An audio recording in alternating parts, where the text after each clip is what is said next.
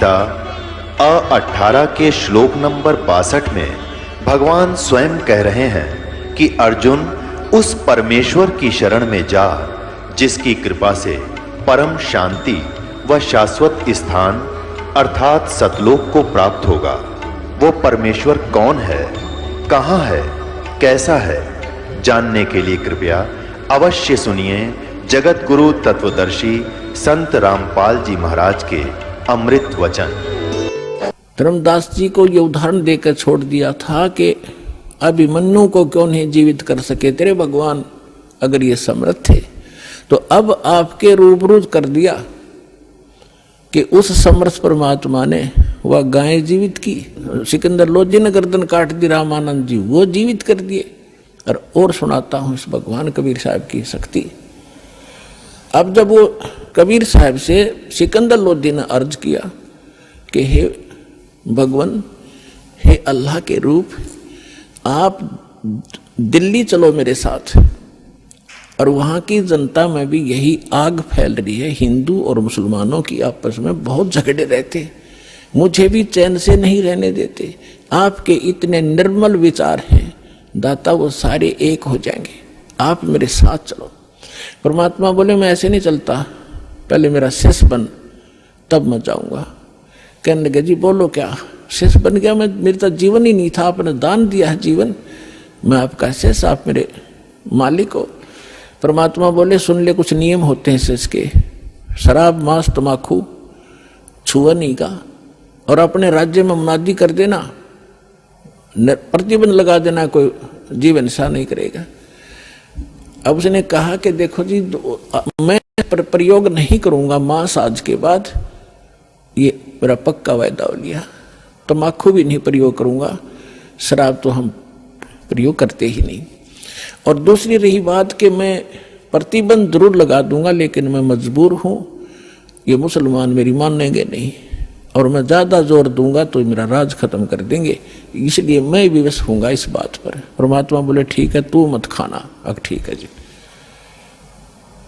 तो मालिक को साथ लेकर परमात्मा चले गए झोपड़ी में, वो आगे अपने राज दरबार में वीर सिंह के पास।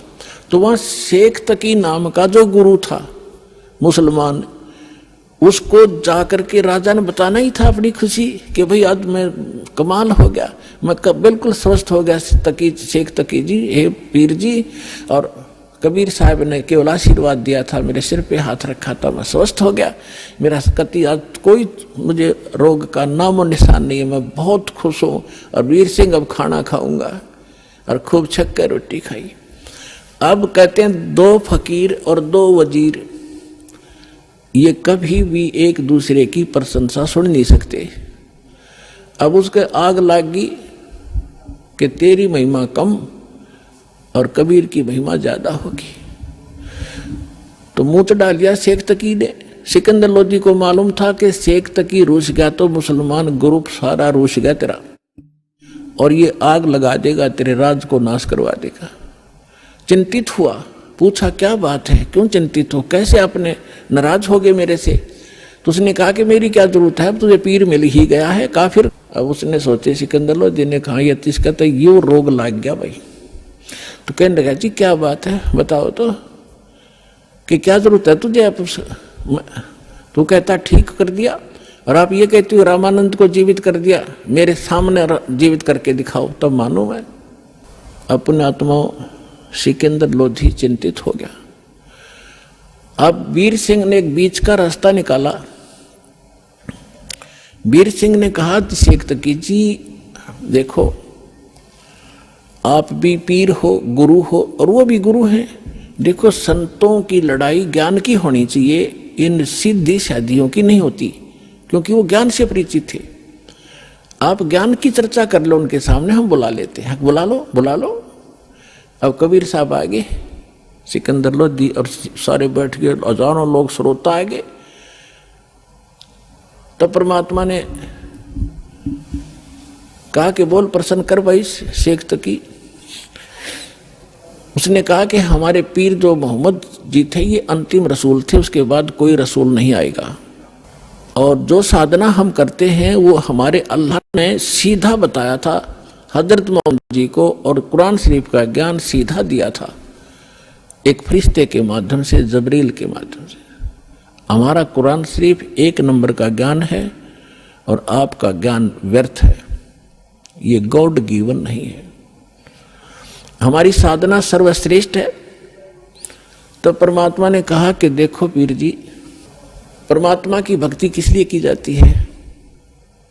घर में सुख हो, शरीर स्वस्थ रहे, घर में कोई दुर्घटना ना हो, कोई अशांति ना हो, कोई इसी प्रकार का कोई ऐसा अनहोनी ना हो, ऐसे इसलिए करते हैं। और मोक्ष हो, कहाँ ऐसे करते हैं कि आप हजरत मोहम्मद जी जितनी साधना, नमाज या कोई परहेज रख सकते हो कि नहीं? नहीं, वो तो महापुरुष थे, वो तो नबी थे, रसूल थे।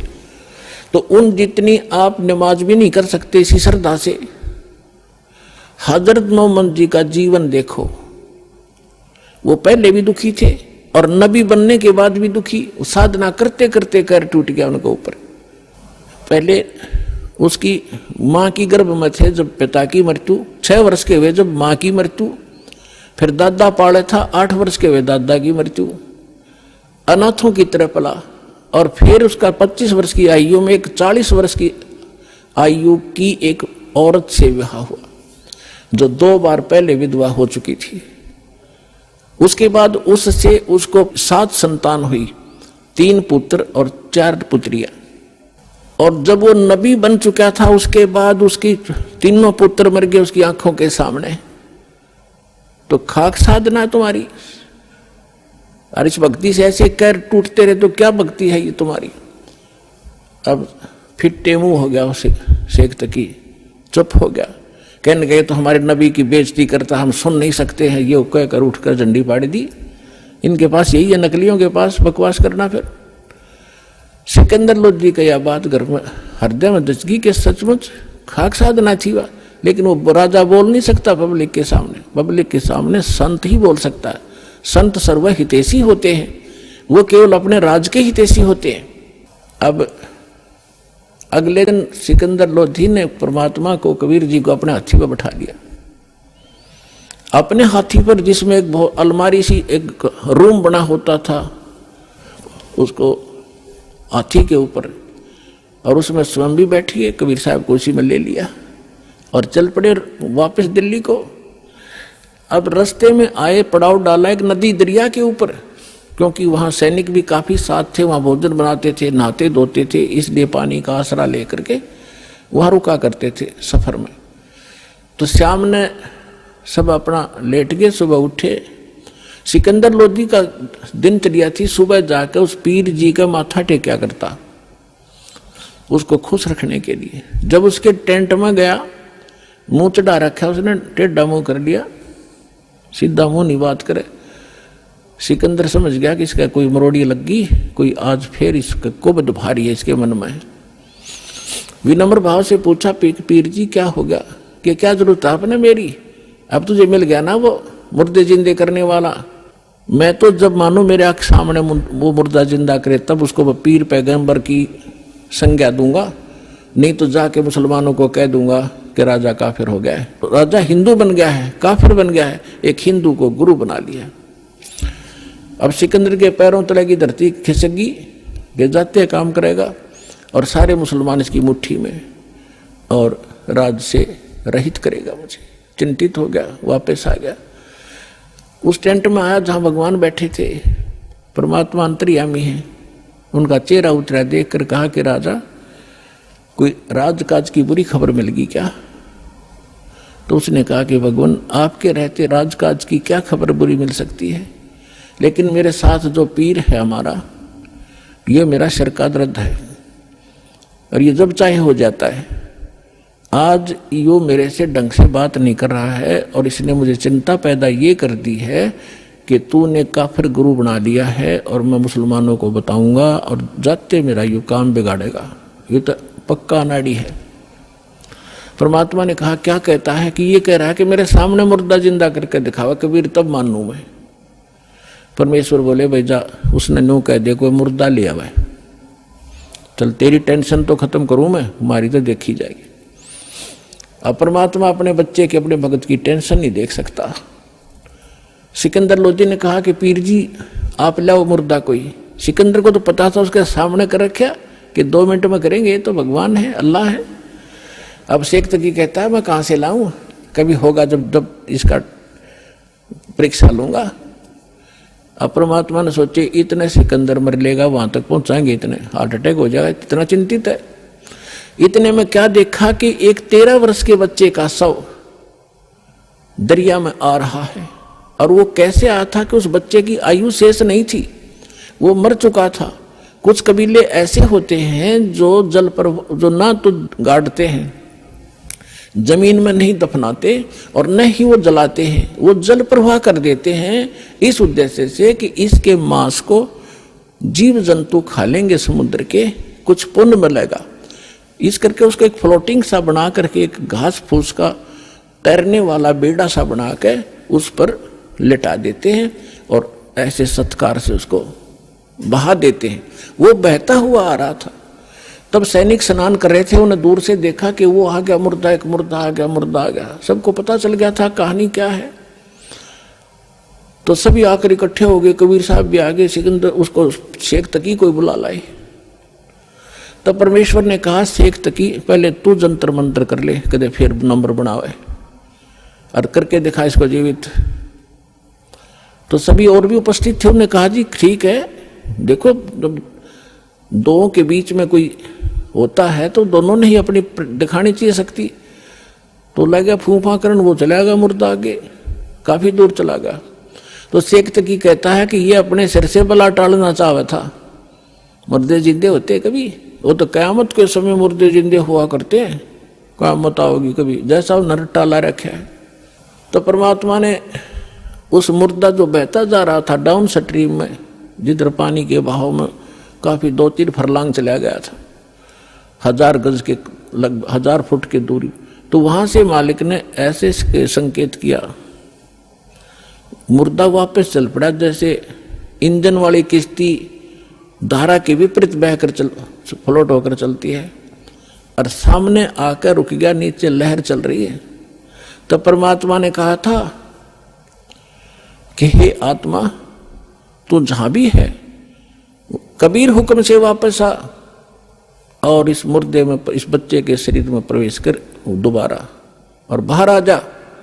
बोलो सतगुरुदेव।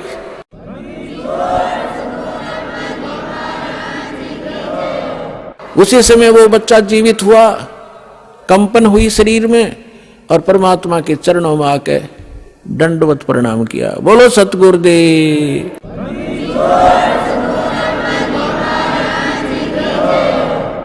सड़क जय जयकार होगी। सबने कहा कमाल कर दिया कबीर जी, कमाल कर दिया कबीर जी। परमात्मा ने उस बालक का नाम कमाल रख दिया। और उस बच्चे को कोई चेत नहीं, तू कौन है, कहाँ का है, उसको अपनी पिछली याद खत्म। तो परमात्मा ने उस बालक को अपने साथ रखा था। परमात्मा की अपनी कोई निजी संतान नहीं थी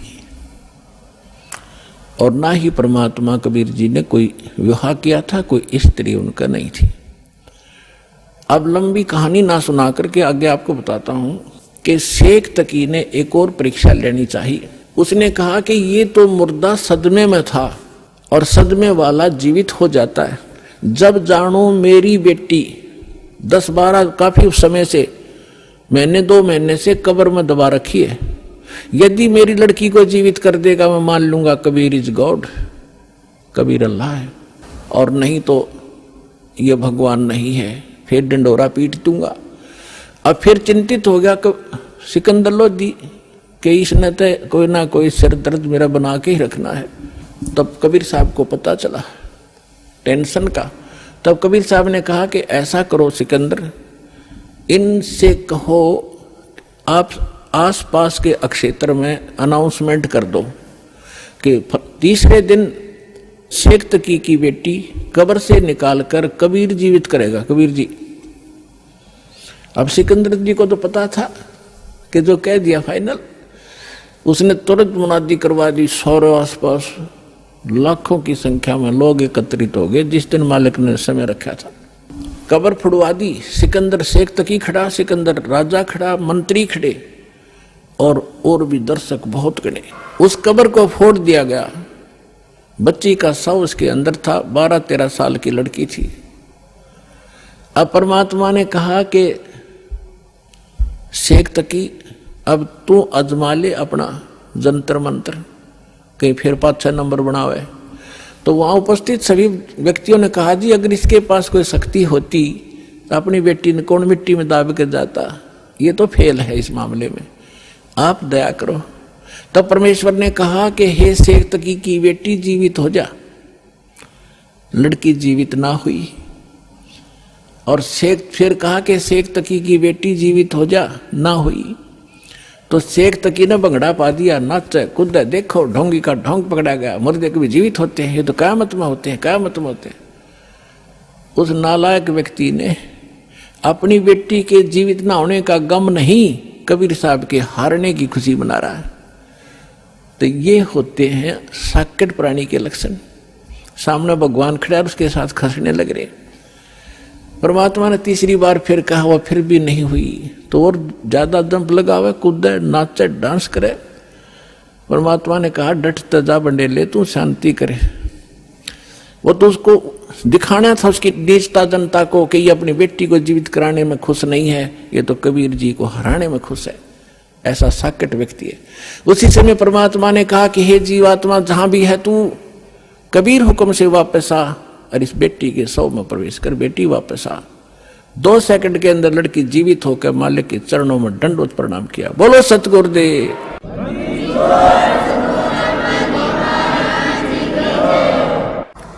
अब सबने कहा कि दाता कमाल कर दिया, मालिक कमाल कर दिया, परमात्मा। परमेश्वर ने कहा कि उसका नाम कमाली रख दिया परमेश्वर ने, और जा बेटी तेरे पिता के साथ ले जा शेख तकी। अब वो लड़की कहती है कि नहीं, आज मुझे अपने ओरिजिनल फादर का पता लग गया, ये तो नकली पिता था, मुझे माटी में डाल गया। आज मुझे अपने असली पिता का पता लग गया है। और 1.5 घंटे तक उस लड़की ने वहां कथा सुनाई, अपने पूर्व जन्म की कथा सुनाई। अपने आत्माओं, परमात्मा कहते हैं जो जन मेरी शरण है ताका हूं दास, गेल गेल लाग्या फिरूं जब तक धरती आकाश। अब ये पिछली पीढ़ी का समय अब चल रहा है, और जितने पुण्यात्मा श्रद्धा से नाम लेंगे ये तो पार होंगे ही होंगे। ये तो करोड़ों की संख्या में, लाखों अरबों की संख्या में पार होंगे।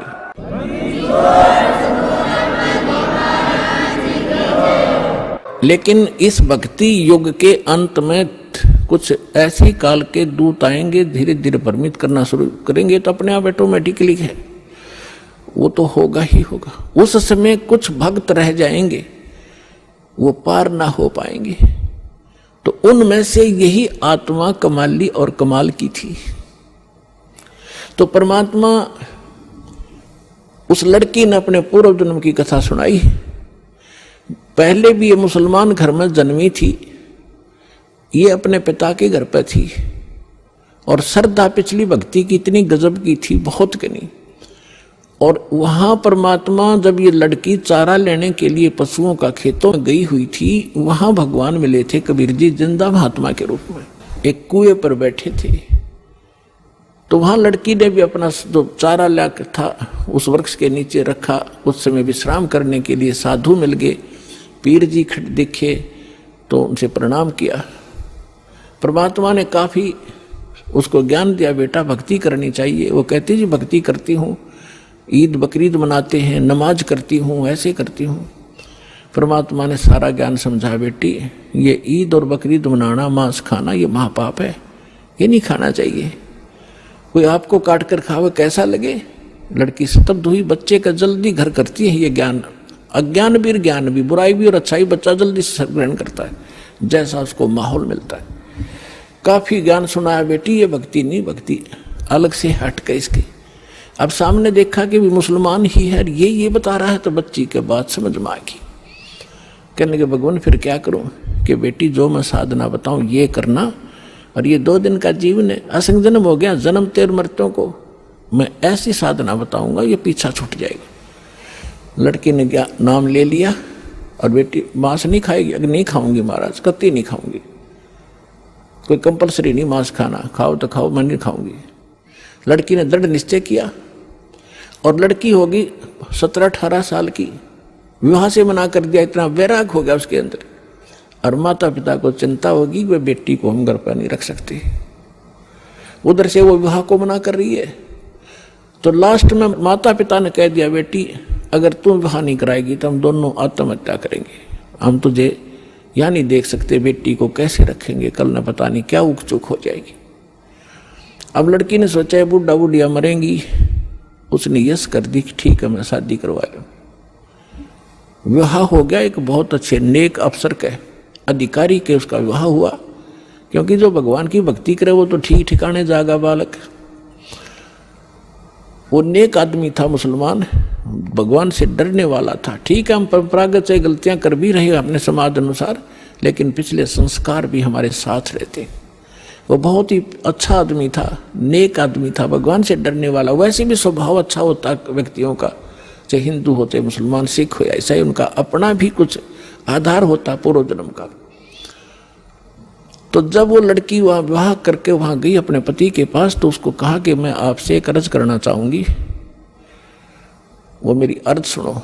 उसने कहा कि बोलो, एक छोड़ दो बता, कि मैं संतानों उत्पत्ति नहीं करूंगी, मैं सप्रस नहीं करूंगी आपको, और आपने यदि मेरे साथ बलपूर्वक किया तो मैं आत्महत्या कर लूंगी। तो उसने कहा, उसका नाम राबिया था, कि राबी आपने निकाह कबूल क्यों किया? मना कर देती, कोई कंपलसरी मुसलमानों में एक ऑप्शन है, लड़की स्वीकृति देगी तो ब्याह होगा, नहीं तो नहीं होगा। तो उसने कहा कि राबिया ने कहा कि मेरी मजबूरी थी इसलिए मैंने स्वीकृति देनी पड़ी। उसके पति ने पूछा कि मजबूरी क्या थी तेरी? कि मैं चाहती हूँ भगवान की भक्ति करना, और मुझे एक संत मिले थे, उन्होंने मुझे एक ज्ञान दिया था, उस आधार पर मैं दृढ़ हूँ, और यो असंग जन्म का झंझट टिपका खत्म कराऊंगी, मैं इसलिए ब्याह नहीं करवाऊँ थी माता पिता से। तो उसने कहा कि अपने माता पिता के सामने मना करना था कि मैंने खूब किया था। उन दोनों ने आत्महत्या करने की ठान ली पक्की, तब मैंने स्वीकृति देनी पड़ेगी। इसलिए कि आगे कोई भगवान मिल गया तो ठीक है, नहीं तो मैं आत्महत्या कर लूंगी, अब मैं ये काम करूंगी नहीं। वो दयालु था, उसने कहा। और मुसलमानों में अनेक शादियां हो जाती हैं, एक कोई खास बात नहीं उनके लिए। तो उसने कहा, राबिया जैसे तुम्हारे माता पिता लोक लाज मर्यादा के कारण आत्महत्या तक नौबत आ गई थी, ऐसे हमारी भी मर्यादा है। ठीक है, मैं वचन देता हूं आज के बाद तो मेरी सिस्टर की तरह रहेगी, लेकिन समाज की दृष्टि में तूने मेरी पत्नी की तरह रहना पड़ेगा, और तेरे लिए अलग स्थान बना दूंगा, खूब भक्ति कर, पर मरिए मत, ये पाप मुझे लगेगा, मैं अपना और विवाह करा लूंगा। तो उसने ऐसा ही किया। महापुरुष ने अलग से उसका कमरा नारा बना दिया और बैठ अपनी भक्ति कर, उसने ब्याह करवा दिया। जब वो राबिया 50 वर्ष के ऊपर होगी, और वो देखा करता था, ये तो बाहर झांकती भी नहीं किसी गैर पुरुष की तरफ, भक्ति और के अतिरिक्त अपना काम धंधा रोटी बनाई खाया, इससे अधिक कोई काम नहीं जानती। उस लड़की ने क्या गलती कर दी, वहां जाने के बाद सत्संग का अभाव हो गया, भगवान फिर मिले नहीं। परंपरागत लोक वेद के आधार से मालिक वाली साधना जो उसने प्रथम मंत्र दिए थे वो त्याग थी, और वहां जो समूह था, जैसा भी साधना चल रही थी वो ये करने लगी। नमाज नमोज, मांस नहीं खाती थी वो, ईद बकरीद के दिन रोजे अवश्य रखती थी, लेकिन वो मांस नहीं खाती थी। जब वो 50-55 वर्ष की होगी तो उनके अंदर एक विशेष धारणा बनी हुई है लोकवेद के आधार से मुसलमानों में, कि जो हज नहीं करके आवेगा उसकी मुक्ति नहीं। तो उसने अपने पति से कहा, जी मैं हज करना चाहती हूँ। उसने कहा, जाओ, बहुत खुशी की बात है, आपका तो उद्देश्य यही है, अभी कल्याण हो किसी तरह, आपके लिए कोई ऊंट की सवारी का प्रबंध कर देता हूँ। उसने कहा नहीं। राबिया ने कहा, नहीं मैं पैदल जाऊंगी, श्रद्धा से जाऊंगी, और भी बहुत से ली जा रही हैं, और भी बहुत से लोग जा रहे हैं, उनके साथ चली जाऊंगी। अच्छा जाओ फिर। अब वो चल पड़ी अपने आत्मा देखते जाना, इसका रिजल्ट क्या है भक्ति का। हमने आज तक छोटे मोटे चमत्कार किसी के देख लिए, उसी को सिद्ध और महात्मा और भगवान मान लिया। ये अध्यात्म ज्ञानहीनता थी। अब लड़की जा रही थी, वो माई, और सफर में कोई आगे चला गया, कोई पीछे रुक गया। उस समय वो अकेली जा रही थी। रास्ते में उसको प्यास लगी, खुद स्वयं को सामने कुआं देखा, कुआं था, कुएं पर बाल्टी नहीं थी, ना कोई रस्सी थी। एक कुतिया प्यासी थी, उसके बच्चे छोटे छोटे दूरी पर उसने देख लिए थे। और कुतिया कभी कुएं में झांक रही थी, कभी राबिया के पैरों में आकर चाट रही थी, फिर कुएं की तरफ भाग रही थी। समझ गई राबिया कि ये प्यासी बहुत है, और यदि इसको जल नहीं मिला तो ये मरेगी, साथ में मरेंगे बच्चे इसके। और औरत के अंदर दया भगवान ने एक नारी दे रखी है, विशेषकर बच्चों के समय।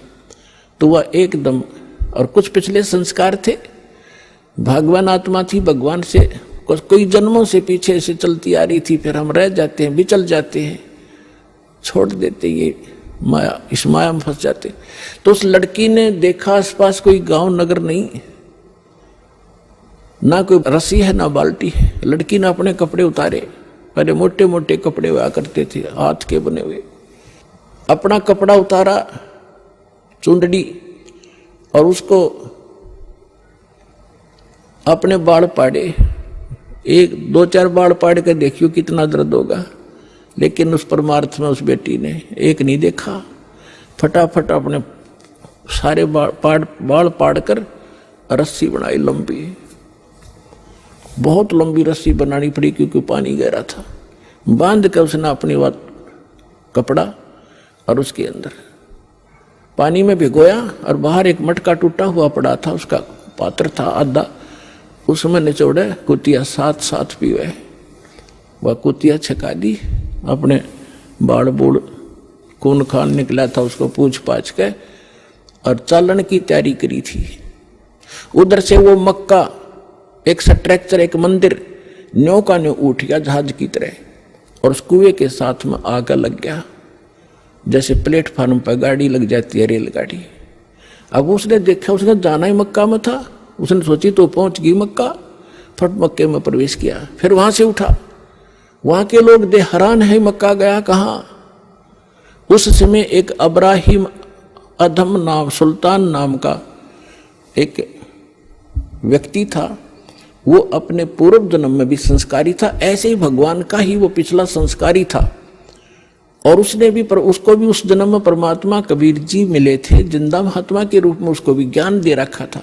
और वो सुल्तान अधम वाली आत्मा, सुल्तान अधम तो वो आगे आके बना है, वही आत्मा उस मक्का में गई हुई थी मुसलमान होने के नाते, कि वहाँ के लोगों को समझाऊंगा कि ये साधना गलत है। तो वहाँ वो प्रचार कर ही रहा था बैठकर, तो लोगों ने पूछा ये मक्का कहाँ गया। तब अधम सुल्तान ने कहा, उस आत्मा ने कहा कि मक्का नहीं मकाम, और गया रांड के लेन को नो कह अधम सुल्तान। अब सुल्तान अधम तो ये कह रहा है कि एक रांड को लेने गया, निकम्मी औरत को।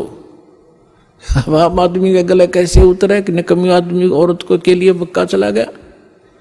लेकिन वो किस दृष्टिकोण से कह रहा था, कहते सुल्तान अधम मक्के गया, मक्का नहीं मुकाम, गया रांड के लेन को कहे अधम सुल्तान। वो कहने लगे कि आप क्या बात है, कैसे, किसको लेने का, इतने मक्का वापस आ गया। उसमें वापस आया तो वो लड़की जिसके सिर पर बाल नहीं, सारी कहानी उसने बताई, और देखने वाले भी आसपास निकट इकट्ठे हो गए थे, कैसे हो गया। वो भी मक्के में चढ़ लिए साथ में।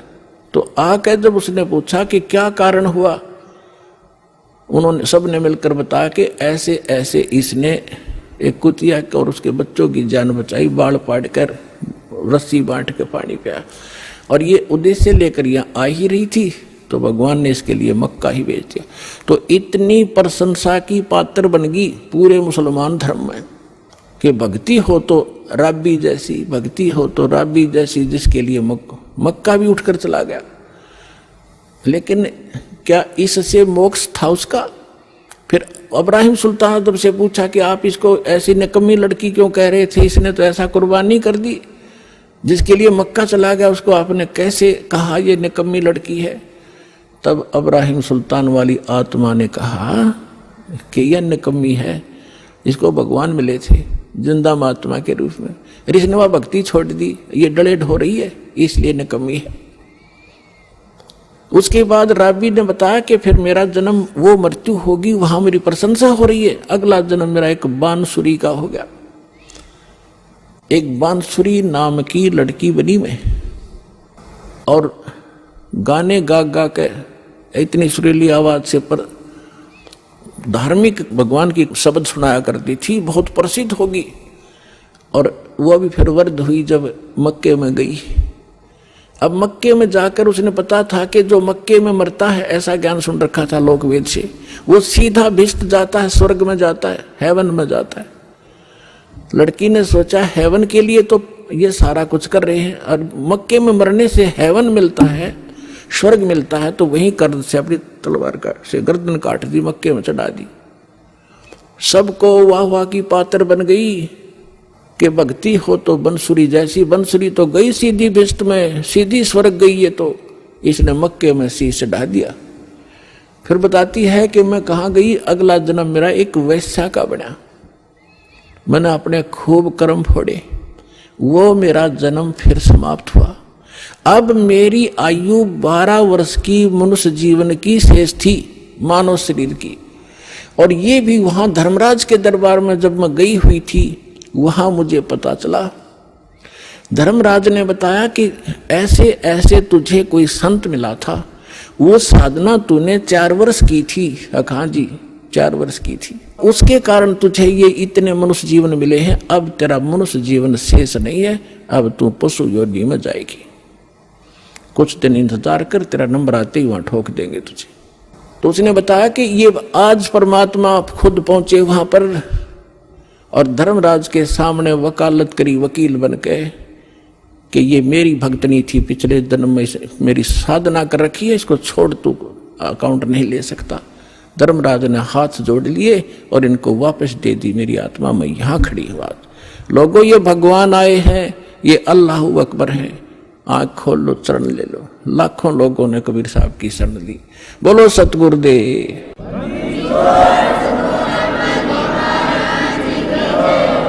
और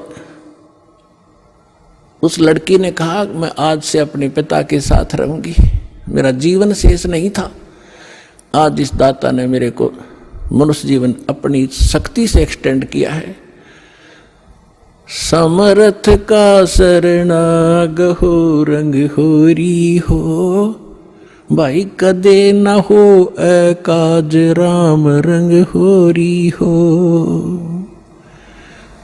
ऋग्वेद मंडल नंबर 10 सूक्त 161 मंत्र 2 कबीर साहब के ऊपर खरा उतरता है तो who is God, Kabir is God.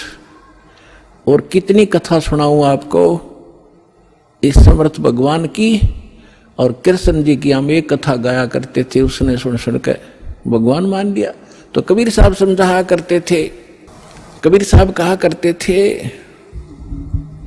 बंधन काटे विपत में, कठिन कियो संग्राम, चिन्नो रे नर प्राणिया, वो गरुड़ बड़ो के राम। परमात्मा समझाया करते थे उसमें कि तुम श्री राम को भगवान बताते हो, और जो तुम्हारी कथा में है रामायण में कि श्री रामचंद्र जी को, रामचंद्र जी के ऊपर पूरी सेना के ऊपर नाग फांस का एक हथियार छोड़ दिया था।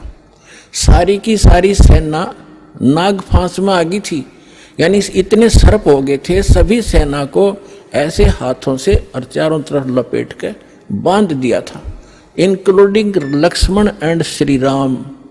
और ऐसे खड़े थे, ऐसा है हुए सारे, जैसे ईंख बांध दिया करें। और सारी सेना खड़ी खड़ी देखा कि काटेंगे ये सारे राक्षस हमें। तब न्यू कहे हैं कि गरुड़ से पुकार करी गई। गरुड़ वो पक्षी जो श्री रामचंद्र विष्णु जी का वाहन बताते हैं। गरुड़ आए, गरुड़ ने फिर उनके नाग काटे, सारे नाग मार दिए। जब भगवान श्री राम बंधन मुक्त हुए, परमात्मा कहे फिर बंदी छोड़ कौन होया? गरुड़ हो गया, तेरे राम का भी बंदी छोड़। काटे बंधन विपत में वो कठिन कियो संग्राम, चिन्नो रे नर प्राणिया ये गरुड़ बड़ो के राम। एक गोवर्धन पर्वत को उठा लिया श्री कृष्ण जी ने, तुमने भगवान मान लिया। गोवर्धन श्री कृष्ण धारो द्रोणगिरी हनुमंते, शेष नाग सब सृष्टि उठारा इनमें कौन भगवंते। क्या एक पहाड़ को उठाने मात्र से भगवान की संज्ञा में ले लिया, समर्थ मान लिया तुमने? तो तुम्हारी कथा तुम लोकवेद सुनाते रहते हो कि शेष नाग ने सारे ब्रह्मांडों को सिर पर रख रखा है, फिर और हनुमान जी ने द्रोणागिरी उठा लिया था, इनमें कौन सा भगवान? ये भगवान की पहचान नहीं, जो तुमने पैमाना ला रखा है ये भगवान मापन का नहीं है। फिर कहते हैं समुद्र पाट लंका गयो यो सीता को भरतार, अगस्त ऋषि ने ये सातों पी लिए इनमें कौन करतार। ओए होए, ऐसे सटीक प्रमाण दे रखे भगवान ने, फिर भी हमारी आंखें नहीं खुली, क्योंकि हमारी बुद्धि काल के प्रभाव से इतनी दबी हुई थी। परमात्मा ने कहा कि तुम्हारी बात बड़ी करता हूं कि श्री रामचंद्र जी ने समुद्र पर पुल बनवा दिया, इसलिए आप उसको भगवान मानते हैं। वैसे तो यह कहानी न्यारी है, दास बताता रहता है। ये खुद भगवान कबीर साहब गए थे एक महात्मा मुनिंदर के रूप में, और इनकी अर्ज पर एक पत्थर को, एक पहाड़ को हल्का कर दिया था, चारों तरफ रेखा खींच दी थी कि ये फ्लोटिंग हो गया है, अरे ले जाओ पुल बांध लो। श्री राम के बस का ना था समुद्र पर पुल बनाना। तो परमात्मा कहते चल तुम्हारी बात बड़ी मानते हैं, वह तो बात तुम्हारे कहाँ समझ में आवेगी। समुद्र को पाट के यानी उसको पुल बना के छाप के, और लंका गया था कौन? तुम्हारी सीता का पति राम, सीता को भरतार। अगस्त ऋषि ने तुम आप बताओ सातों पी लिए घूट में, इनमें कौन सा भगवान? जबकि श्री रामचंद्र जी तो 3 दिन तक समुद्र में खड़े होकर याचना कर रहा था, मन रास्ता दे दे, फिर भी ना रास्ता मिला। और अगस्त ऋषि ने एक घूंट में सारे पी लिए थे, फिर वापस भर दिए। अगर ये इस तरह के अटपट से तुम भगवान को प्रसिद्ध करना चाहते हो तो नो भी सिद्ध ना होता तुम्हारा। तो पुण्यात्माओं, सौभाग्य आपका, आपको ये तत्व ज्ञान प्राप्त हो रहा है। इसको तत्व ज्ञान कहते हैं, तो निष्कर्ष निकाला जाओ सारी कथाओं का। ये जड़ी बूटी तो सबने पता था, या तुलसा है या फलानी है या है, तो उनकी जड़ी उसका तो औषधि बना वो है वैद। तो ये दास है इस अध्यात्म मार्ग का वैद, और जड़ी बनाकर भगवान दर गए थे सतनाम और सार नाम की, जो आज दास के समझ में आ गई, और उसका परिणाम आप देख रहे हो। लाखों लोगों का रोग नाश हो गया, घर में वृद्धि होने लगी, सन्नी संतान को संतान मिल रहा है, रोग निरोग हो रहा है, और फिर ज्ञान ऐसा प्रबल आत्मा को गदगद कर देता है।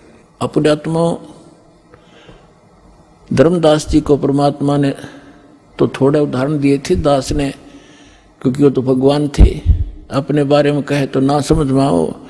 इसीलिए एक गुरु की, एक दास की आवश्यकता होती है जो आत्मा और परमात्मा का मिलन करवावे।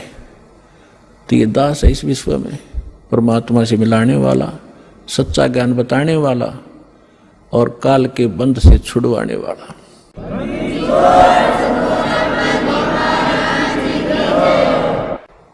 अब दूसरा प्रसंग था धर्मदास जी का कि भगवान श्री कृष्ण ने सुदामा जी के 2 मुट्ठी चावल खा के और उनको धनी बना दिया, उसका एक महल बना दिया। परमात्मा बोले एक राजा का मित्र, उसके लिए कोई खास बात है? तुम आप बताते हो श्री राम कृष्ण जी तो राजा थे द्वारका के, एक मित्र के लिए एक ढूंढ बना दिया छोटा सा, एक दे दिए उसमें 2 से 400 रुपये, वो सारी उम्र बतेरे उसको, तो इसी से भगवान मान लिया। अब ये दास बताएगा अपने आत्माओं। वैसे थोड़ी सी जो शिक्षाएं हैं, क्योंकि जो हम पहले ज्ञान सुना करते थे वो ज्ञान समझ लो प्राइमरी स्तर का था, ब्रह्मा विष्णु महेश को ये भगवान मानते थे, तो ये ज्ञान प्राथमिक पहली 5वीं कक्षा तक का समझो, और जो काल को ब्रह्म को भगवान मानते थे वो मैट्रिक तक का ज्ञान समझो, उनकी बुद्धि मैट्रिक तक समझो। लेकिन विधि ठीक ना होने से और वैसे उनको मान लेने से, वो ज्ञान होने से भी कोई लाभ नहीं था। अब जैसे हम कथा सुना करते सुदामा और कृष्ण जी की, अब इन कथाओं से भी थोड़ा सा निष्कर्ष हम साथ लेकर चलेंगे, तभी हम, क्योंकि बच्चा जो 5वीं 6वीं 7वीं 10वीं पढ़ ले तभी तो अगली पढ़ाई पढ़ सकता है, वो सीधा 11वीं में कैसे हो सकता है? तो वो पढ़ाई पहले आपको पढ़ाकर आगे चलेंगे। श्री कृष्ण जी बालकपन में और सुदामा जी एक ही पाठशाला में पढ़ा करते थे, और सुदामा ब्राह्मण थे, और ब्राह्मण भगवान से के ज्ञान से अवश्य परिचित होते हैं। उनको ये मालूम होता है कि जो जैसा कर्म किया हुआ है वैसा ही फल मिलता है। सुदामा और कृष्ण अपनी शिक्षा पूरी करके अलग अलग वो द्वारका के राजा बन गए। वो अपना एक ब्राह्मण, गरीब निर्धन ब्राह्मण था, 3-4 बालक थे, निर्वाह बिल्कुल नहीं चल रहा था, कई बार तो भूखे रह जाते थे, बच्चे भी रोया करते थे रोटियों को। अब सुदामा गणा निर्धन था, उसकी पत्नी बहुत बार कहा करती थी कि आप कहते हो श्री कृष्ण राजा हैं, वो मेरे क्लास फेलो थे, तो क्लास फेलो की तो क्लास फेलो घनी इज्जत करा करे, आप जाओ कुछ धन मांग ले, आप तो ब्राह्मण हो। सुदामा ने कहा ब्राह्मण का काम मांगने का नहीं होता, भिखारी का होता है, मर जाऊंगा पर मांगूंगा नहीं। लेकिन उस मिश्राणी के घड़ा कहने से, बार बार कहने से वो विवश हो गया कि चल या कहती हो तो मैं चला जाता हूं पर मांगू कति नहीं। वो कहा करता था सुदामा कि मेरे भाग में नहीं है, मैंने पिछले जन्म में धर्म नहीं करा, कोई पुण्य नहीं करा, जिस कारण से मैं निर्धन हूं। अगर मुझे धन मैंने दान किया होता मैं निर्धन नहीं होता, और आज मुझे ज्ञान है तो मेरे पास धन नहीं, मैं तो दान कर दूं। अब जब वो चलने लगा, जैसे आज आप जी भी जाते हो कि रिलेटिव के पास, मित्र के पास कुछ फल ले जाते हो, तो पहले कोई कसार ले जाया करता था, कोई चावल भून के ले जाता था, तो ऐसे वो कुछ चावल बांध दिए अगले, और तो हमारे पास कुछ है नहीं, अपने मित्र के पास यही ले जा, और फटे पुराने कपड़े जैसा भी है वो वहां चले गए। अब श्री कृष्ण जी ने उसकी हालत देखी, पूछा कि आओ मित्र, बहुत दिनों में मिले और क्या हाल है परिवार का? तो सुदामा जी ने कहा जी ठाठ है, भगवान की दया से कोई कमी नहीं किसी वस्तु की। लेकिन वो तो समझ गए थे, जिसी बालक थोड़े थे श्री कृष्ण जी, 3 लोग के मालिक हैं, वो समझ गए कि तो दुखी गणा हो रहा है।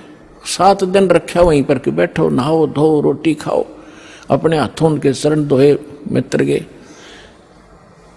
अब 7 दिन के अंदर विश्वकर्मा को बुलाकर वहां महल बना दिया, पीछे थे धन दे दिया, एक मेरे मित्र के पास भेज दो और उसको आजीवन धन दे दो। अब उधर से सुदामा जब चलने लगा, 7वें दिन के मित्र में जाता हूं, बच्चों की याद सता रही है, अच्छा जाइए। उसके कपड़े सफेद बढ़िया बनवा दिए, वो बना दिए उसको।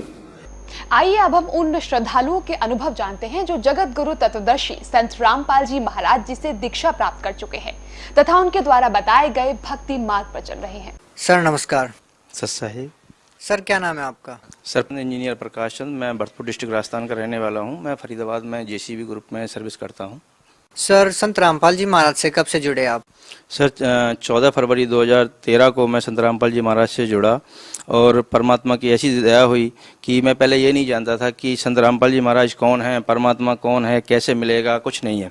मेरे बड़े भैया 10 साल से संत रामपाल जी महाराज से जुड़े हुए थे, कहते थे कि परमात्मा संत रामपाल जी महाराज पृथ्वी पे आ चुके हैं, आप दान दीक्षा लीजिए, भक्ति करिए, कुछ नहीं रखा है इनमें। मैंने कहता था क्या भैया आप भी ड्रिंक करने दो, सिगरेट पीने दो, इंजीनियरिंग की है, थोड़ी मौज मस्ती लेने दो, जिंदगी में जीने दो, परमात्मा को भी बाद में मिलेंगे। सर संत रामपाल जी महाराज से नाम दीक्षा लेने से पहले आप किन देव देवताओं की भक्ति करते थे? सर एक्चुअली में हम आर्य समाजी थे और हमारी कास्ट गोस्वामी है, तो हम भोले बाबा को भी मानते थे। मंदिर पूजा, ये ब्रह्मा विष्णु दीपावली, ये सब कुछ मानना हमारा एक रीति रिवाज ही है, क्योंकि धर्म में सभी ये धर्म माने जाते हैं। बट मेरे भैया को जब 10 साल पहले ज्ञान हुआ तो उन्होंने बताया कि परमात्मा तो कोई और है, तुम किस चक्कर में पड़े हुए, ये सारी चीज़ें छोड़ो, संत रामपाल जी महाराज की शरण में आओ, क्योंकि परमात्मा आ चुके हैं, तुम्हें एक नाम दे रहे हैं, उसको लीजिए। हम कहते थे ठीक है, हम तो इसी साधना में ठीक है, हमें भी लाभ हो रहा है, आपको भी लाभ हो रहा है। सर संत रामपाल जी महाराज की शरण में कैसे आए? भैया को 8 साल हो गया बताते बताते, लेकिन मेरे कभी कानों पे भी हवा नहीं गई, क्योंकि काल का इतना प्रचंड रूप है कि आपका ध्यान जाएगा ही नहीं। मेरी मॉम एक्सपायर हुई थी 2 फरवरी 2013 को, तो मैं उनको गंगा जी छोड़ने के लिए गया था। मेरे को बिल्कुल पता नहीं था कि लोग कैसे जीते, मैं शराब में, नशे में धुत। परमात्मा की दया थी कि मुझे उनकी लाइन पे लेना था, तो मालिक ने मेरा ज्ञान योग खोल दिया। और जब उधर से आते समय परमात्मा ने मुझे चलती हुई बस में से ऐसी व्यवस्था कर दी, मालिक ने सोते हुए वाली बस मिली थी, जिसको हम डीलक्स बस कहते हैं। रास्ते में मैं आ रहा था सोते हुए, तो मालिक ने मेरी शरीर से मेरा शरीर छुड़ा दिया संत रामपाल जी महाराज ने, और उसको सतलोक लेके गए। तो सामने देखा कि बहुत बड़ा एक गुमज है, जिसमें संत रामपाल जी महाराज मुख बैठे हुए हैं। और मैंने कहा, मालिक परमात्मा आप दिखते हो? उन्होंने कहा हाँ मैं दिखाई देता हूँ, छू के देखो। छू के देखा, परमात्मा ने बहुत सारी बातें मुझे बताई, मेरा फ्यूचर दिखाया, मेरा पास्ट दिखाया, बताया कि तुम लोग, तुम्हारा भाई तुम्हें समझ आ रहा है, तो मैं समझ में नहीं आ रहा। मैंने कहा परमात्मा संत रामपाल जी महाराज, पहले तो आप रुकिए, मैं आपको ये देख लूँ कि मैं अपने भाई को बता दूँ कि वो 10 साल से जिस चीज़ को बताता चला आ रहा है, हम उसको जानते हैं, उस परमात्मा को जानते हैं, और आप दिखाई देते हो। तो उन्होंने कहा ठीक है, बता के। मैं बस में सीधा वापस आया, मैंने अपने बाबूजी, दीदी और अपनी एक बहन को जगाया। मैंने कहा परमात्मा दिखाई देता है तो मेरी बात मानो। वो सोच रहे थे शायद पागल हो गया, नशे बसे में है, इसलिए मैंने कहा तुम लोग अभी रुको, मैं जरा परमात्मा से फिर दोबारा से मिल के आता हूँ। मैं परमात्मा के पास दोबारा आया तो उन्होंने कहा बेटा तू अब यहाँ से निकल और वरमाला आइयो। मैंने कहा जी वरमाला कहाँ पे? तो परमात्मा ने, संत रामपाल जी महाराज ने मुझे सतलोक से ही वरमाला का आश्रम दिखाया, कहाँ पे है, कैसे है। मैं रोने लगा कि मालिक अब तो यहीं रख लो, अब यहाँ से जाने का तो दिल ही नहीं कर रहा है, यहाँ तो बड़ा अच्छा लग रहा है। उन्होंने कहा बेटा जाना तो पड़ेगा, अभी तुम्हारे काम बाकी हैं। तो फिर मैंने कहा गुरुदेव अगर आप तो सब कुछ कर सकते हैं, आप तो परमात्मा हो संत रामपाल जी महाराज, तो मेरी मोम को क्यों नहीं बचाया? तो उन्होंने बताया कि बेटा तेरी मोम ने ना नामखंड कर दिया था, उसको विश्वास नहीं हुआ, ज्ञान नहीं हुआ, पर तू नीचे जाके ऐसा नहीं करना है, तुझे मैं यहाँ से पक्का करके भेज रहा हूँ, अपने भाई की हेल्प करनी है और इस समाज को, ये एजुकेटेड जो समाज है, इसको समझाना है और अपना पूरा जीवन इसलिए लगाना है। तू तो मर चुका था, देख तू शराब पी के यहाँ गिरा था रेलवे स्टेशन पे, मुझे याद आया, हाँ गिरा था। मैंने कि यहीं मरना था तुझे, लेकिन मैंने तुझे वापस बुलाया है और तेरे को ये जीवन जो मैं दे रहा हूँ आगे ये भक्ति के लिए दे रहा हूँ, अब इससे भक्ति ही करनी है, कुछ और नहीं करना। मैंने कहा ठीक है जी, लेकिन मैं तो कब आ जाऊंगा जल्दी? वन गया बेटा मैं नीचे तुम्हारे साथ ही रहता हूँ, मैं पृथ्वी पे बैठा हूँ, तू जाएगा मुझे मिलेगा तो मुझे देखेगा कि तुझे कोई दिक्कत ही नहीं आएगी। मैंने कहा ठीक है जी, अब तो परमात्मा मुझे फिर जाने दो। परमात्मा ने मुझे वापस लाया, मैं अपनी माँ के 12-13 जितने भी करने थे वो किए। जैसे ही माँ के 12 बजे मैं वहाँ से निकल लिया। सतलोक आश्रम वरवाला के लिए जब मैं निकला, वरवाला के रेलवे स्टेशन पे पैर रखा तो लगा कि मैं परमात्मा की संत रामपाल जी महाराज शरण में आ गया। जैसे ही मैं लाइन लगा के गुरुजी के पास पहुंचा तो मेरे से नाम दीक्षा देने से पहले भगत जी ने कहा कि भगत जी ये कुछ नियम है, इनको पढ़ लो। मैंने कहा भगत जी कैसी बातें कर रहे हो आप? संत रामपाल जी महाराज परमात्मा से मिलने के लिए अगर 1 लाख नियम भी होते तो मुझे मंजूर है, ये तो छोटे मोटे नियम है, शराब छोड़ दो, गुटखा छोड़ दो, मांस छोड़ दो और ये देना लेना छोड़ दो, ये तो सारे नियम समाज को बिगाड़ने वाले हैं। अच्छे नियम जो हैं वो परमात्मा के पास हैं और मुझे संत रामपाल जी महाराज से नाम दीक्षा ही लेने के लिए मैं इतनी दूर से आया हूँ। तो उन्होंने कहा भगत जी अच्छी बात है, तो आप नाम दीक्षा लीजिए। जैसे ही मैंने नाम दीक्षा लिया, थोड़ी देर भंडारा किया, परमात्मा से मिला तो परमात्मा वही परमात्मा जो सतलोक में बैठ के मुझे समझा रहा है, वो परमात्मा वहाँ जमीन पे घूम रहा है। संत रामपाल जी महाराज परमात्मा जमीन पे घूम रहे हैं। मैंने सोचा यहाँ सबको शायद पता नहीं है परमात्मा के बारे में, तो गुरुजी जैसे ही आए कह रहे हाँ भाई आ गया। मैंने कहा परमात्मा संत रामपाल जी महाराज आप यहाँ घूम रहे हो? यहाँ तो मैं गुरुजी के पास गया, कान के पास, तो मैंने कहा यहाँ तो किसी को पता ही नहीं है आप परमात्मा हो। कह रहे बेटा यहाँ तो कोई किसी को नहीं पता, लेकिन ज्ञान के द्वारा यहाँ सबको पता चलेगा बेटा, कोई बात नहीं। मैंने कहा गुरुजी मैंने अपने यार दोस्त, अपने भाई बहन सबको बताया, फेसबुक पे भी छोड़ रहा हूँ, लगातार मैंने ये काम किया, लेकिन कोई मान ही नहीं रहा है। कह रहे बेटा मानेंगे, तू मान गया तो अब सब मानेंगे धीरे धीरे। तो मैंने कहा मालिक ठीक है। जब परमात्मा का नाम मिला, मंत्र मिला, सुख मिला, तो दबा के भक्ति की। फिर मैंने अपने इंजीनियरों दोस्तों को फेसबुक पे लग गया डांट के। मैं मैनेजर हूँ तो पोस्ट अच्छी है, बैठता हूँ फेसबुक पे, अच्छा नेट का अच्छा सहारा लिया, यार दोस्तों को छोड़ा गुरुजी का ज्ञान, तो कहने लगे भाई ये एक और आ गया है। अरे तू क्या चक्कर है? मैंने कहा भाई परमात्मा है संत रामपाल जी महाराज और कोई नहीं है, ज्ञान को समझ लो। वो कह रहे भाई ठीक है, ये भी पागल हो गया। जैसे आज सारा समाज, हमारी भक्त समाज को सदगुरु रामपाल जी महाराज के भक्तों को, सदगुरु रामपाल जी महाराज को कह रहे हैं कि भाई ये तो पागल हो गए, ये हो गए, तो भैया मैं भी पागल हो गया। मैंने कहा लेकिन मैं बताता रहा। आज 2-2.5 साल तक मैं लगातार यही कोशिश कर रहा हूँ। वरमाला कांड में भी हम गए। वरमाला कांड में जब पहली बार हुआ वर वाला कांड, उससे पहले करोथा में हुआ, उसमें भी मैं गया, देखा कि समाज डट के हमसे लड़ रही है। हमने भी ज्ञान के जोर पे डट के उनका मुकाबला किया कि ज्ञान का जवाब तो ज्ञान से ही देंगे। अब संत गुरु रामपाल जी महाराज ने ऐसी भक्ति दे दी, ऐसी भक्ति दे दी कि हर मंत्र में 14 लोग कमाए जा रहे हैं। अगर भक्त समाज को आना है तो आइए। मेरी फैमिली में जुड़ के मैंने अच्छे समाज को, अपने इंजीनियरों को लगाया, जैसे हमारे सत्येंद्र यादव जी, इनको मैंने समझाया कि परमात्मा संत रामपाल जी महाराज आ चुके हैं, भक्ति ले लो, मगर ये अभी तो ड्रिंक व्रिंक करने दो, मौज मस्ती लेके उसके बाद में ही आएंगे। जैसे ही मैंने कहा चलो कोई बात नहीं, तो मैं घुमाने के लिए ले चलता हूँ पार्क में, चलो। संत रामपाल जी महाराज के आश्रम में जब मैं ले गया, इन्होंने वहाँ देखा, ज्ञान को समझा, भंडारा किया। तो पहले तो ये नाम दीक्षा लेने से पहले एकदम बिगड़ गए कि नहीं मुझे नहीं लेना, यहाँ तो नियम कठिन है। लेकिन जैसे ही नाम दीक्षा ली, इनके समझ में आया ज्ञान। आज ये खुद लोगों को समझाते हैं कि हमें भी नाम दीक्षा लेनी चाहिए, लोगों को समझाते हैं, अपने माता पिता को समझा रहे हैं, पड़ोसियों को समझा रहे हैं। और जैसे कि एजुकेटेड हैं तो अपनी समाज को भी सुधारने के लिए लगे हुए हैं। सर क्या नाम है आप? मेरा नाम सत्येंद्र यादव है सर। सर प्रकाश चंद्र जी ने संत रामपाल जी महाराज के बारे में जो भी बातें आपको बताई, कैसी लगी आपको? संत रामपाल जी महाराज की शरण में कैसे आए? सर संत रामपाल गुरु महाराज की बातें मुझे बहुत अच्छी लगी सर। लेकिन जब मैं बरवाला गया था तो फर्स्ट बार मैंने नाम उद्देश्य नहीं लिया, क्योंकि मुझे अजीब सा लग रहा था सर। क्योंकि मैं दोस्तों के साथ में रहता था, हॉस्टल में रहता था, पढ़ाई करते थे, लेकिन उस लाइफ में प्लस उस लाइफ में बहुत डिफरेंट था सर। फिर बाद में दोबारा मुझे ले गए कहीं, फिर उसके बाद फिर मैं दोबारा गया तो मुझे अच्छा लगा, मैंने नाम उद्देश्य ले लिया सर। सर आज संत रामपाल जी महाराज के बारे में आपके क्या विचार हैं? सर संत रामपाल गुरु महाराज जी बहुत अच्छे हैं सर, और फ्यूचर में यही कहूँगा सभी लोग नाम उद्देश्य लें और गुरु जी महाराज की। सर संत रामपाल जी महाराज से नाम दीक्षा लेने के बाद आपको क्या लाभ हुआ? सर संत रामपाल जी महाराज से नाम दीक्षा लेने के बाद क्या, सबसे पहले तो परमात्मा ही मिल गए।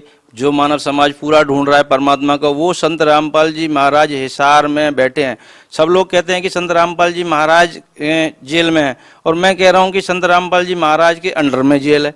तो लोगों को ये लग रहा है कि फायदे क्या है, फायदा नहीं लेना, भक्ति करनी, डट के भक्ति कर लो। गुरुजी बताते हैं, मैंने भी गुरुजी से कहा था, गुरुजी मुझे चरण सेवा दे दो। परमात्मा वहाँ आपने एक हाथ ही हाथ लगने दिया था, पार नहीं लगने दिया। गुरुजी ने कहा बेटा अभी रुक जा, चरण सेवा नहीं भक्ति कर ले। गुरुजी ने 3-4 बार चरण सेवा दी, सारे काम सजाए। संत रामपाल जी महाराज ने मेरे पिताजी को लाइन पे लगा दिया। संत रामपाल जी महाराज ने नौकरी चाकरी और ये धन दौलत ये तो ऐसे दे देते हैं गुरुजी की बस ले जा, कितना चाहिए ले जा। मैंने कभी इच्छा भी नहीं की कि गुरुजी मेरे को ये चाहिए, लेकिन गुरुजी ने गाड़ी घोड़ा मकान धन दौलत, मेरे भाई को सेवा, ये सब कुछ ये तो फ्री। मैं कहता हूँ संत रामपाल जी महाराज इज गॉड, और उनकी शरण में मानव समाज को आना ही पड़ेगा। सर संत रामपाल जी महाराज ऐसी कौन सी बातें बताते हैं जो और अन्य धर्मगुरु नहीं बताते? सच्चा ज्ञान, जो कि 600 वर्ष पहले कबीर साहब ने दिया था कि मैं ये हूँ, मंदिर मस्जिद में नहीं हूँ, मैं परमात्मा हूँ। दूसरा, परमात्मा ने वेद कुरान बाइबल 18 पुराण भगवत गीता सारी खोल के दिखा दी कि परमात्मा कौन है, हु इज गॉड, परमात्मा ने बता दिया। तो मुझे जब भी गुरुजी कभी भी दिखाई देते हैं, सामने आते हैं, परमात्मा ही दिखाई देते हैं। मुझे कभी लगा ही नहीं कि संत रामपाल जी महाराज एक इंसान हैं या गुरु हैं। 100% जिस दिन आपको ज्ञान हो गया संत रामपाल जी महाराज इज गॉड, आपके एक बार समझ में आ गया, फिर आपको 24 घंटे, घंटे में 48 सेकंड, जितनी भी जो भी टाइम आना है, आपको संत रामपाल जी महाराज हर जगह दिखाई देंगे। लोग कहते हैं परमात्मा दिखाई देता है, मैं कहता हूँ परमात्मा हर जगह दिखाई देता है। परमात्मा के कुछ मैं आपको फायदे भी बताना चाहता हूँ। जैसे कि कहते हैं कि परमात्मा को ऐसे मान लो, मैं और हमारे स्वतंत्र इंजीनियर जी एक दिन बाइक पे थे। जब हम बाइक पे थे तो हमारे दोनों ट्रकों के बीच में से एकदम हमारी गाड़ी फंस गई थी। हमने गाड़ी को छोटे हुए देखा। एक बार गाड़ी में ब्रेक नहीं थे, सामने से गाड़ी आई तो गाड़ी में एकदम ब्रेक लग चुके थे।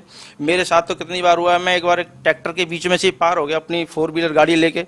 मैंने वापस में देखा तो ट्रैक्टर नहीं तो मोटरसाइकिल। तो ये तो छोटी मोटी चीज़ है। परमात्मा को बचाना, ब्रह्मांड बनाना, दोबारा से बिगाड़ देना, एजटी मुझे मार देना, दोबारा से जिंदा कर लेना, ये संत रामपाल जी महाराज के लिए एक छोटी सी चीज है। ये तो परमात्मा ने एक वाल के बराबर समझा। संत रामपाल जी महाराज को जब तक एजुकेटेड समाज नहीं समझेगा कि हु इज गॉड, तब तक भारत समाज ऐसा ही घूमता रहेगा। लेकिन परमात्मा ने पूरा 100% पहले ही बोला हुआ है कि 2020 के बाद सतयुग जैसा माहौल होगा, कोई प्रॉब्लम नहीं। मेरे सारे दोस्त पढ़े लिखे इंजीनियर, यहाँ तक कि मैं जब बाहर जाता हूँ, कभी किसी फैक्ट्री में जाता हूँ, मीटिंग्स करता हूँ, ट्रेनिंग्स देता हूँ, तो मैं कहता हूँ भाई हु इज गॉड, परमात्मा संत रामपाल जी महाराज मान लो। लोग कहते हैं भाई हम कैसे मान लें। अब आज नहीं मानोगे, 2020 के बाद मानोगे। मानना आपको यही है कि संत रामपाल जी महाराज इज गॉड।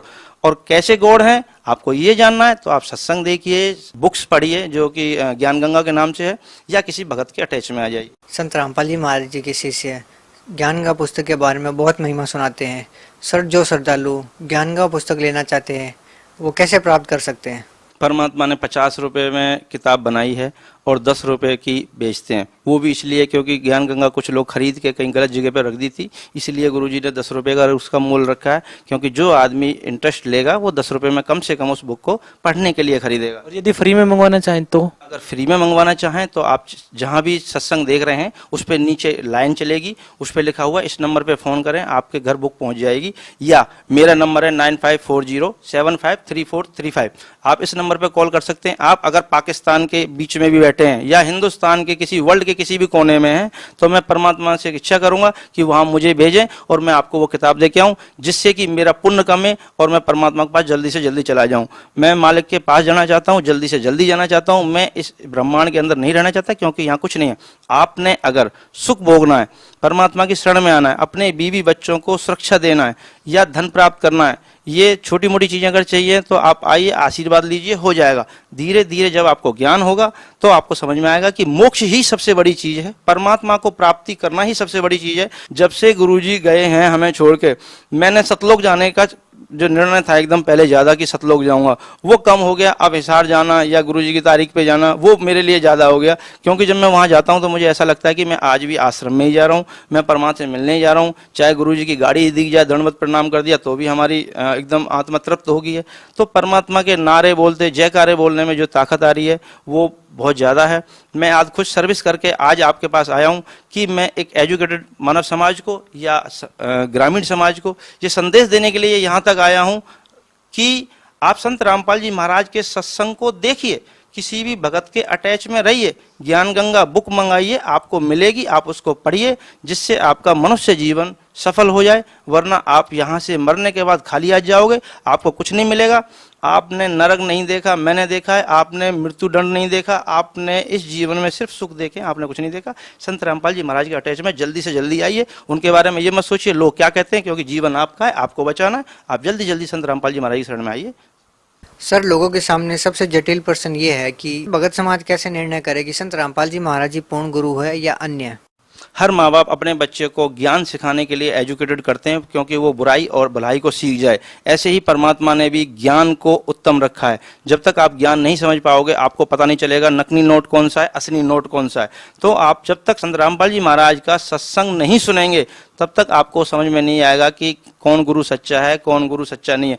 जिस दिन आपको संत रामपाल जी महाराज का ज्ञान हो गया, उस दिन आपको पूरे ब्रह्मांड में, इस संसार की बात अलग है, पूरे 21 ब्रह्मांड में ब्रह्मा विष्णु महेश को भी आप ज्ञानी हैं अज्ञानी हैं ये आपको पता चल जाएगा।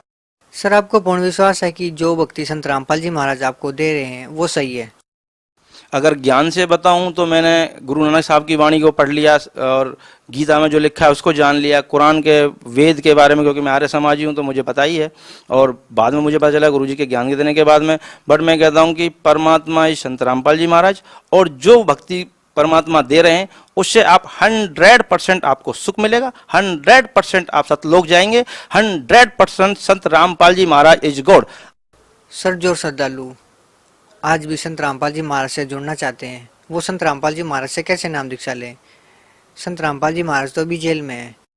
भगत जी, मैं आपको पहले ये बता दूं कि संत रामपाल जी महाराज जेल में हैं, ये कहना तो गलत है, क्योंकि संत रामपाल जी महाराज हर जगह हैं। आप मेरे से पूछिए कि संत रामपाल जी महाराज कहाँ हैं, मैं कह रहा हूँ कि मेरे सामने संत रामपाल जी महाराज खड़े हुए हैं। मैं आपको कैसे बताऊं? मैं उन भक्तों से, उन माताओं से, उन बहनों से ये कहना चाहता हूँ, परमात्मा के शब्द में शक्ति है। संत रामपाल जी महाराज ने आशीर्वाद दे दिया है। परमात्मा ने जगह जगह सेंटर खुलवा दिए हैं, पलवल में, दिल्ली में, राजस्थान में, यूपी में। आप जल्दी से जल्दी संत रामपाल जी महाराज के किसी भी सेंटर पे जाइए, वहाँ लैपटॉप पे, कंप्यूटर पे जैसे भी आपको संत रामपाल जी महाराज से नाम उपदेश मिले, नियमों को मत देखिए, नियमों सिर्फ समाज को सुधारने के लिए हैं। आप नियमों को पढ़ के संत रामपाल जी महाराज से नाम दीक्षा दीजिए और डट के भक्ति करना शुरू कर दें। यही मैं समाज से चाहता हूँ। सर बहुत बहुत धन्यवाद आपका। सत्साई।